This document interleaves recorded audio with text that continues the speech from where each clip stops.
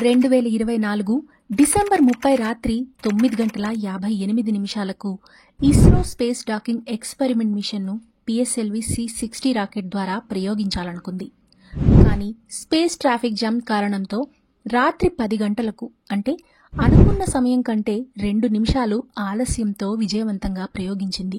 ఇస్రో ప్రయోగించిన ఈ space docking experiment భారత అంతరిక్ష కార్యక్రమంలో ఓ కీలక దశగా చెప్పొచ్చు. భవిష్యత్తులో స్పేస్ స్టేషన్లు నిర్మించడం, మనిషిని స్పేస్లోకి పంపడం వంటి కార్యక్రమాలకు మార్గదర్శకంగా ఉండే విధంగా ఈ మిషన్ ద్వారా స్పేస్లో ఉపగ్రహాల సాంకేతికతలను ప్రదర్శించడానికి ఇస్రో ప్రణాళికను రూపొందించింది. అయితే రాకెట్ను 2 నిమిషాలు ఆలస్యంగా ప్రయోగించడానికి కారణం కంజంక్షన్లు, అంటే అంతరిక్షంలో ఇతర గ్రహాలతో కూడిన సమాంతర కక్షలు కారణమని ISRO chairman doctor yes Somnath వివరించారు. అసలేంటి ఉపగ్రహాలు, దేనికోసం వీటిని ప్రయోగిస్తున్నారు, దీనివల్ల వచ్చే లాభ నష్టాలేంటి?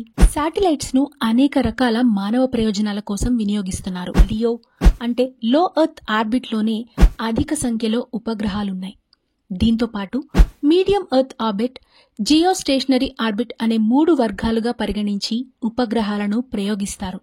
కమ్యూనికేషన్ అంటే ఇంటర్నెట్, మొబైల్, టెలివిజన్ సేవల కోసం, జీపీఎస్, గగన్ వంటి నావిగేషన్ సేవల కోసం, వాతావరణ పరిస్థితులు, మార్పులు తెలుసుకునేందుకు, రక్షణ విభాగంలో అంటే సైనిక అవసరాలకు, శత్రువుల కదలికలు తెలుసుకోవడం, ఇక అకాడమిక్ పరంగా పరిశోధనల కోసం ఈ వర్గాల్లోని ఉపగ్రహాలు పనిచేస్తున్నాయి. అయితే వీటి వల్ల ప్రయోజనాలతో పాటు నష్టాలు కూడా లేకపోలేదు.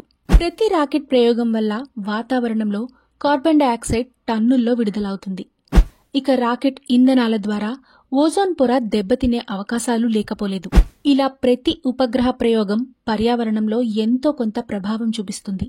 ఉపగ్రహాల సంఖ్య పెరుగుతుండడంతో కక్షలో స్పేస్ పై కూడా ఆ ప్రభావం పడొచ్చు.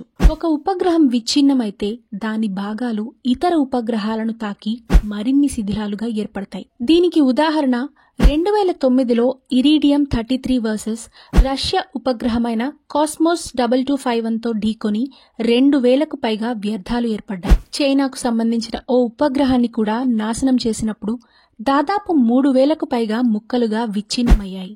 ఏంటి స్పేస్ ట్రాఫిక్? భూమి కక్షలో వేల కొద్దీ తిరుగుతున్న ఉపగ్రహాలు, రాకెట్ల అవశేషాలు, ఇతర వ్యర్థాలు ఈ ట్రాఫిక్ జామ్కు ప్రధాన కారణాలు. స్పేస్లో ఇప్పటి వరకు దాదాపు 10,000కు పైగా ఉపగ్రహాలు ఉన్నట్లు అంచనా. ఇందులో 5,000కు పైగా అమెరికాకు చెందినవే ఉన్నాయి. 700కు పైగా రష్యా, 200కు పైగా చైనా, 100కు పైగా భారతదేశానికి చెందిన ఉపగ్రహాలున్నాయి. మరోవైపు స్పేస్ ఎక్స్ వంటి ప్రైవేట్ సంస్థలకు చెందిన 5,000కు పైగా స్టార్లింగ్ ఉపగ్రహాలున్నాయి. జపాన్, యూరోప్, బ్రెజిల్ వంటి దేశాలకు కూడా తక్కువ సంఖ్యలో ఉపగ్రహాలున్నాయి. ఇక పనిచేయని ఉపగ్రహాలు దాదాపు 4,000 వరకు ఉండొచ్చు. అలాగే స్పేస్ డెబ్రీస్ అంటే వ్యర్థాలు చిన్న చిన్న ముక్కలుగా దాదాపు 1 మిలియన్కు పైనే ఉంటాయి. వీటి వల్ల ఉపగ్రహాలు ప్రయోగించడంలో అప్పుడప్పుడు అవాంతరాలు ఏర్పడుతున్నాయి. కక్షలో తిరిగే ఈ వ్యర్థాలు స్పేస్ స్టేషన్లు, రాకెట్లు, భూమి చుట్టూ తిరుగుతున్న ఉపగ్రహాలను ఢీకొట్టే ప్రమాదం కూడా ఉంది. ఇలా ఈ వ్యర్థాలన్నీ కలిసి స్పేస్లో రద్దీని కలిగిస్తున్నాయి. మరి వీటికి ఎలాంటి పరిష్కార మార్గాలు అవసరం? లియోలో ఉపగ్రహాల సంఖ్య అంతకంతకు పెరుగుతుండడంతో ప్రమాదాలు అధికమయ్యే అవకాశాలు ఎక్కువే. ఈ స్పేస్ ట్రాఫిక్ నియంత్రణకు అంతర్జాతీయ ఒప్పందాలు ముఖ్య పాత్ర పోషిస్తాయి.